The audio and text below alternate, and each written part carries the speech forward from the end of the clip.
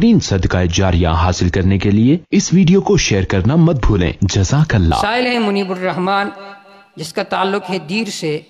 اس کا سوال یہ ہے، کیا نفل طواف کے لیے احرام شرط ہے؟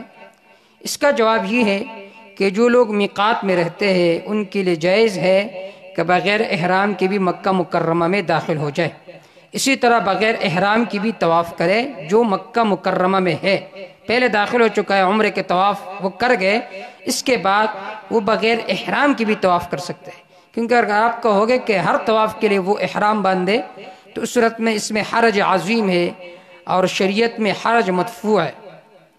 علامہ ابن عابدین الشامی رحمہ اللہ نے نقل کیا، لا یجاوز احد المیقات الا محرما، کہ میقات سے بغیر احرام کے جانا جائز نہیں ہے، لیکن جو آدمی احرام سے گزر گیا احرام کے ساتھ اب مکہ میں رہتا ہے تو نفل طواف کے لیے احرام باندھنا شرط نہیں ہے۔ واللہ تعالی اعلم بالصواب۔